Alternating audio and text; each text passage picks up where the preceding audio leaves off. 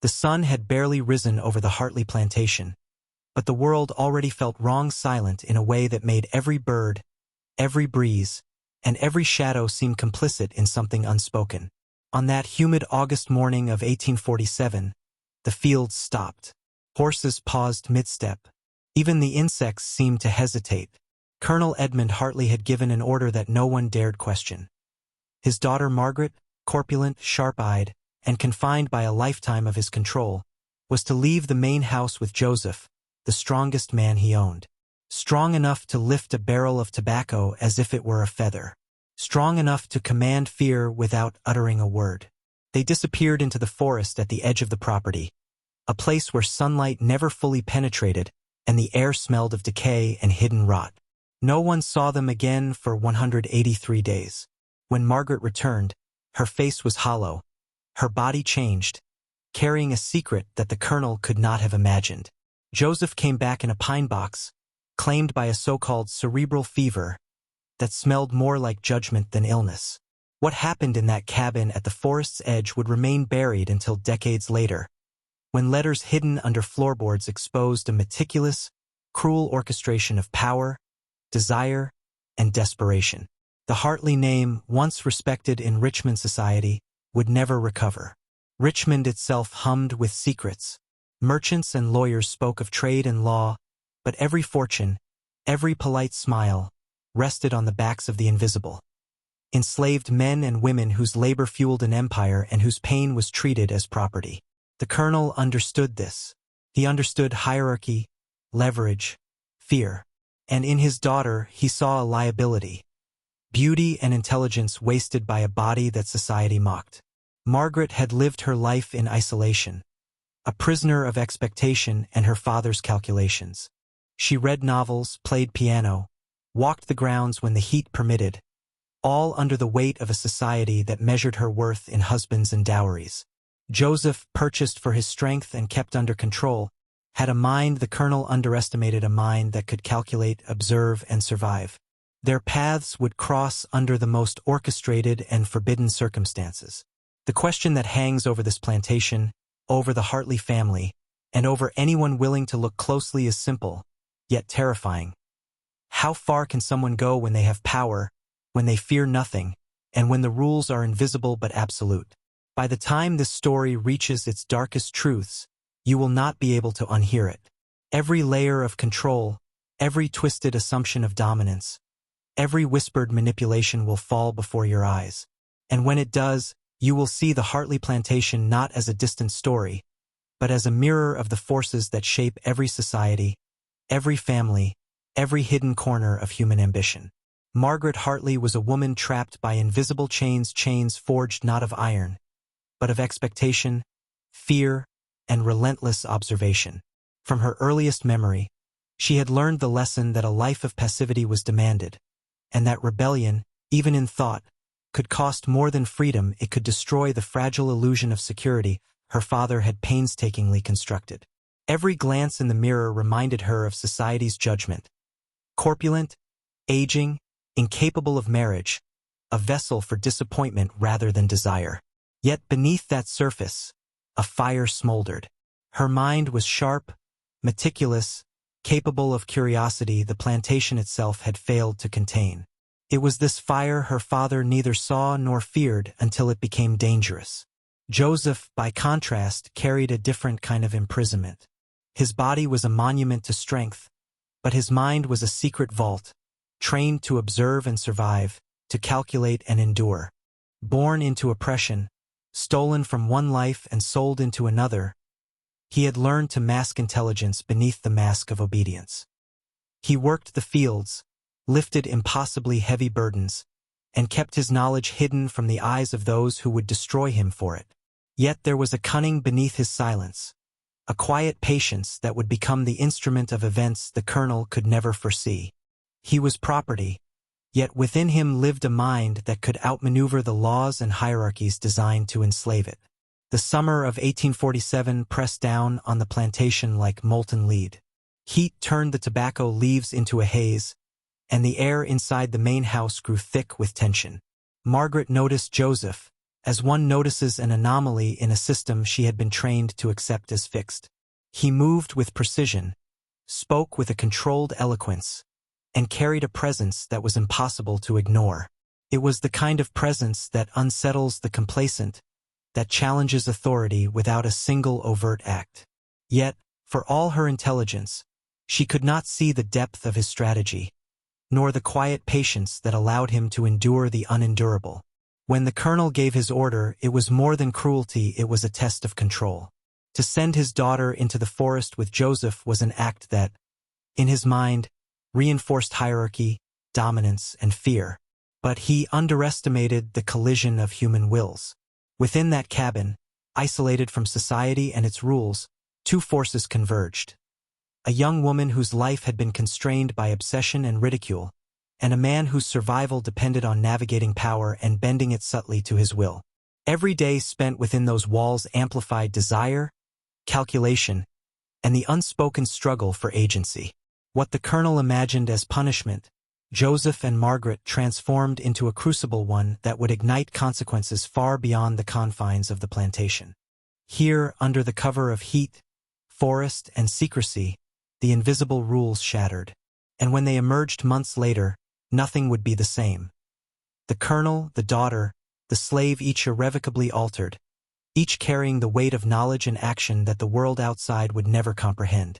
The first thread of forbidden truth had been woven, and the fabric it would create would unravel centuries of appearances, lies, and illusions. The cabin at the edge of the Hartley plantation was more than wood and nails, it was a crucible, a place where society's rules dissolved, leaving only human will and primal calculation. It stood in the shadow of the forest, surrounded by trees that whispered secrets older than the plantation itself. No path led there except the one the colonel had authorized, and no eyes could see the lives unfolding within. Inside, the air was thick, not just with humidity, but with the weight of anticipation, power, and the unspoken tension between master and property, between obedience and resistance. For Joseph, the cabin was both prison and opportunity. Here, his body, already a weapon, was not enough. He needed to harness the mind his oppressors had sought to erase. Every movement was deliberate, every word measured. He observed Margaret as one observes a landscape, tracking patterns, reactions, and vulnerabilities. But unlike a landscape, she moved, she thought, she reacted. And each of her reactions became a map, a guide to understanding how power could shift even in a place designed to enforce it. Margaret, for her part, was both victim and agent, caught in a situation she did not fully understand. Her father's cruelty had been explicit. She was an object to be tested, a vessel for his assertion of control. Yet in the cabin, removed from the eyes of society, she discovered a disturbing freedom. Every interaction with Joseph revealed layers of her own identity that had been buried beneath decorum, expectation, and shame. She realized that control was not absolute. It could be negotiated, manipulated, and in some cases weaponized. Days turned into weeks.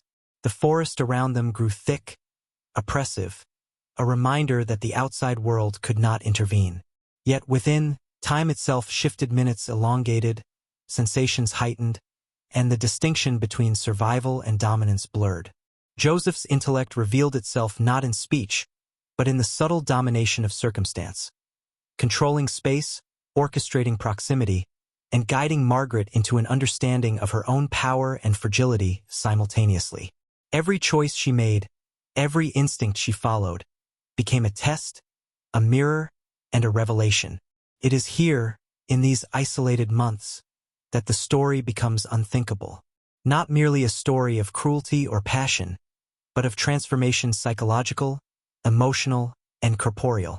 The colonel believed he was designing events, but the reality was far more profound. The cabin became a laboratory for human behavior, a dark experiment in control and consent, obedience and rebellion, where every hidden desire and suppressed fear surfaced. And the forest, silent witness to every act, seemed almost aware of what was happening inside.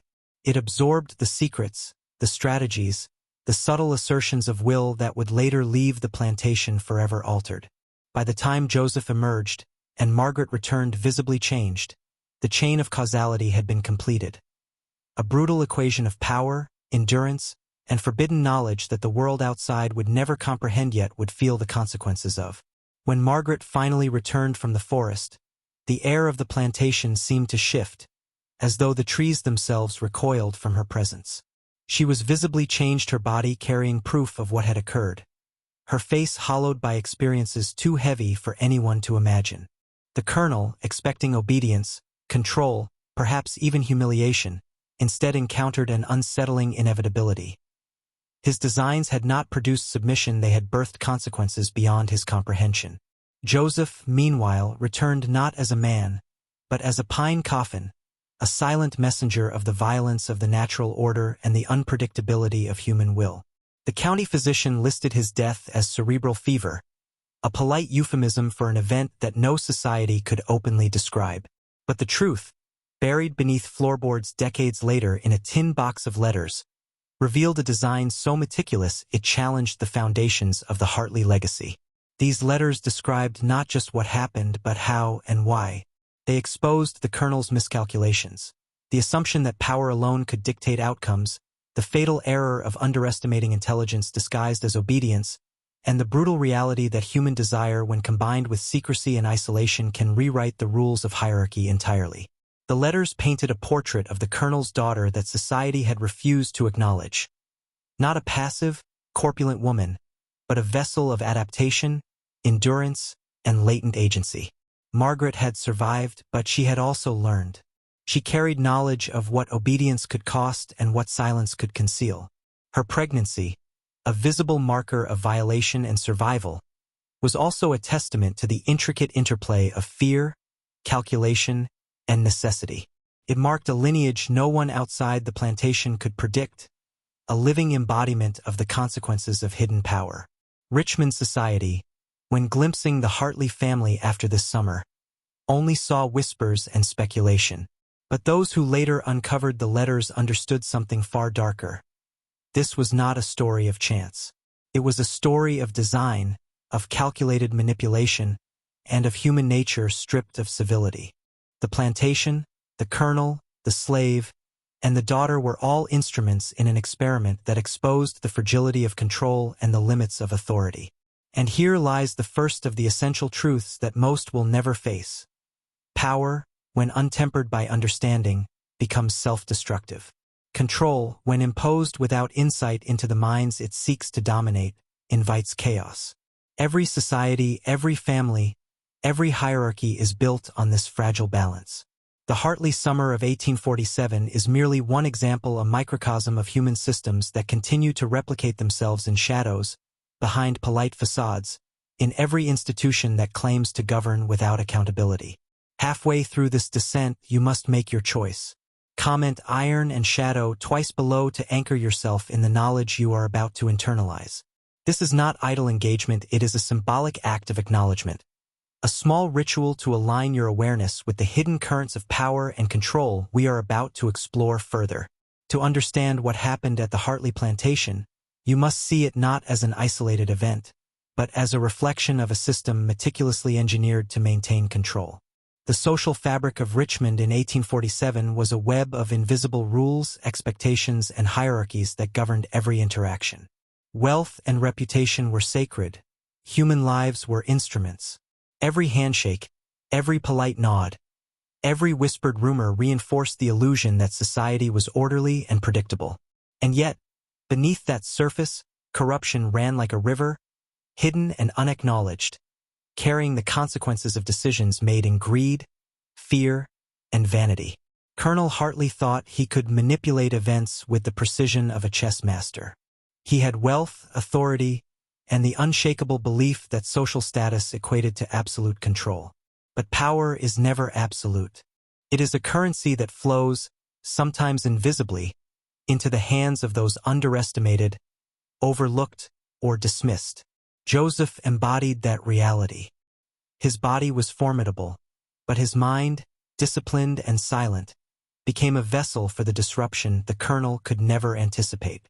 And Margaret, once seen as a passive, corpulent daughter, became the unexpected vector through which control fractured. This was not merely a story of slavery or a father's cruelty.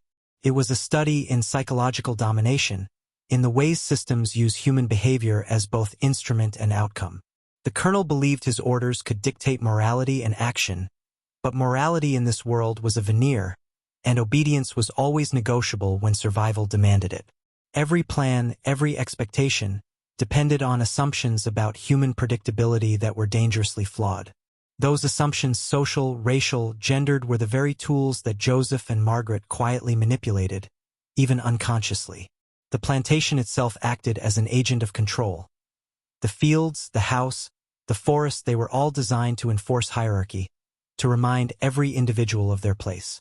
Yet, under that veneer, rebellion took root in subtle ways. A glance exchanged, a silence maintained, a calculated movement in isolation, these became acts of agency. The colonel could not see them. The society around him could not interpret them. What seemed like obedience was often a carefully measured resistance. The system's own rigidity became its weakness, and the cabin in the forest was where that weakness was exploited. This is the truth most will never admit. The structures we build to dominate often contain the seeds of their own collapse. Every institution, every family, every power system depends on belief in permanence, but permanence is a myth. And when invisible forces, intelligence, patience, survival instinct enter these structures, the outcome becomes unpredictable and often devastating. The Hartleys learned this too late, but you are listening, and in doing so, you are being initiated into a reality most never confront. Inside the cabin, time became elastic, a tool wielded by circumstance and intellect alike. Days stretched into nights without distinction, and every act, no matter how mundane, carried weight. Joseph understood this intuitively. Power is not only exercised through force. It is exercised through attention, observation, and control over the environment. Every word he spoke, every gesture was measured, designed to guide, to teach, to dominate subtly without ever seeming to do so. And Margaret, thrust into this crucible, responded in ways that transformed her from passive participant to a co-architect of her own survival. This was psychological warfare on the most intimate scale. The colonel had imagined a scenario in which he dictated the boundaries of morality and action, assuming that isolation and physical strength would ensure obedience. He failed to account for the human mind, the capacity for calculation, adaptation, and rebellion. Joseph, who had endured slavery, violence, and the constant threat of death, brought an intelligence that could read fear and desire with clinical precision. Margaret, who had spent a lifetime constrained by expectation, discovered in him not only physical power but a reflection of her own capacity to navigate control. They played a silent game, neither fully conscious of the stakes at first, yet aware in ways that would only reveal themselves later. Joseph created subtle hierarchies within the cabin, structuring routines, space, and attention in ways that shifted dominance imperceptibly. Margaret, sensing these currents, began to assert her own presence, her own agency, through small acts of compliance and defiance that changed the balance of power. What seemed like survival became mastery, and what seemed like chance encounters became deliberate manipulations of circumstance. And the forest outside, silent and omnipresent, acted as both witness and accomplice. Its shadows concealed and its sounds revealed, shaping perception, influencing behavior, and amplifying tension. Isolation was the instrument through which psychological control was amplified. Without social distraction, every thought and impulse became magnified, every weakness and strength exposed. The human mind, when pressed against absolute solitude and constant calculation, reveals capacities both extraordinary and terrifying. By the time they emerged, everything had changed. Margaret carried the mark of both trauma and agency. Joseph's body, claimed by death, was itself a testament to the intensity of the struggle that had unfolded. The colonel believed he had controlled events, but in truth, he had merely set the stage for forces he could never command. This was the harsh lesson buried in the cabin. That true power is rarely visible, often quiet, and most dangerous when underestimated. Decades after the summer of 1847, the truth of the Hartley plantation did not fade. It lurked beneath floorboards, behind walls, in the whispers of those who survived. A small tin box of letters, discovered long after the colonel's death, revealed what had been deliberately erased from history. The intricate calculations, the silent negotiations of power, the strategies of survival, and the consequences of human will confronting human expectation.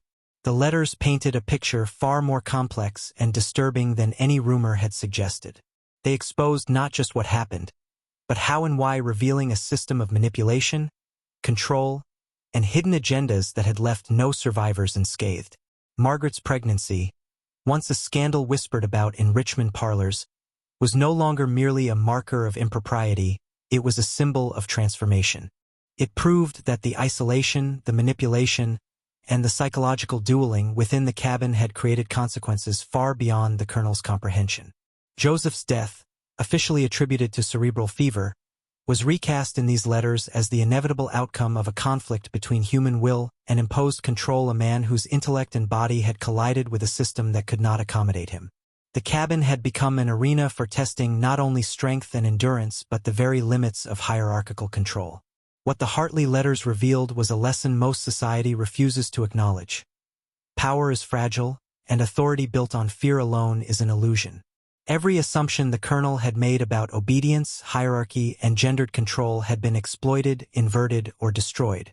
The plantation, once a microcosm of societal order, became instead a stage for rebellion disguised as compliance, for intelligence hidden beneath servitude, and for the consequences of underestimated forces that move quietly but inexorably.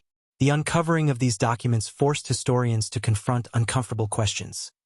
How often does history obscure the agency of those deemed powerless? How often do structures of control collapse under the very pressures they are designed to suppress? And perhaps most importantly, how many accidents of death, disappearance, or scandal were in truth the outcomes of careful, silent resistance to oppression? The Hartley summer became more than a family tragedy, it became a blueprint for understanding the invisible currents that shape human behavior across every era and institution. By now, the story is no longer about Margaret, Joseph, or even the colonel. It is about the mechanisms of power itself, how control is asserted, manipulated, and ultimately subverted. And it is a warning not just to the curious, but to those who believe authority is absolute. Look closely, and you will see the patterns repeated everywhere in families, corporations, governments, and societies. Those who underestimate intelligence, patience, and resilience even in the weakest risk becoming victims of their own assumptions. By the time the last letter was unearthed, the Hartley plantation no longer existed in memory as a place of wealth or respect, it existed as a cautionary monument to human folly, ambition, and the limits of imposed control. What happened within the forest cabin, and what unfolded in the lives of Margaret and Joseph, was never meant to be seen, never meant to be understood. It was the kind of knowledge that carries a weight, a truth that alters perception once you grasp it. The colonel had believed power could dominate flesh and mind alike, that hierarchy could suppress will, and that fear alone could enforce obedience. He was wrong. Every calculation he made, every assumption about those he controlled, had been inverted. And in that inversion lay a lesson centuries old but seldom acknowledged. Control is a living entity, and it can resist, corrupt, and destroy the hands that seek to wield it. Margaret returned carrying more than a child. She carried insight, subtlety, and the consciousness of her own agency in a world that had sought to deny it. Joseph's body had perished, but his mind had left traces, patterns, and strategies in every movement, every choice, every silence he left behind. He had survived the ultimate test, not through rebellion in the obvious sense, but through understanding, patience, and the quiet assertion of intellect where brute force alone would have failed. Together, their story became an instrument, an unrecorded experiment in the dynamics of power, domination, and survival. The Hartley tragedy exposes a fundamental truth about human systems. Every hierarchy, every institution, every family that depends on the subjugation of one for the benefit of another contains invisible fault lines. Intelligence, resilience, and quiet resistance exist in even the most controlled, and when pressure is applied in isolation, those forces manifest in ways that defy expectation, creating consequences that ripple far beyond the immediate actors. The colonel, the patriarch, became a victim not of circumstance, but of his inability to comprehend these forces. And this is why the story matters now to you listening. It is not mere history, it is an initiation. It is a mirror showing how systems, authorities, and invisible hierarchies operate in the modern world. It is a call to recognize patterns, to observe without assumption, and to understand that true power lies not in domination alone, but in perception, patience, and the unseen capacity to act when the structures around you fail to anticipate it. The Hartley summer of 1847 is a lesson carved in silence and secrecy. It whispers a warning. Those who underestimate the subtle, the patient, and the intelligent are doomed to become casualties of the very systems they believe they control. And those who understand this truth, those who see the invisible currents, read the unspoken signals, and recognize the hidden strength in the overlooked emerge transformed. Knowledge of this kind changes a man forever. It awakens something dangerous, relentless, and undeniably alive inside him. The question is simple, but it carries a weight you can no longer ignore. Are you merely an observer of history, or are you willing to learn its forbidden language and act? Comment, iron and shadow twice to anchor yourself in the knowledge they never wanted you to have. Share this story with anyone brave enough to face the truths hidden in plain sight. Subscribe and step into the forbidden side of history with every video.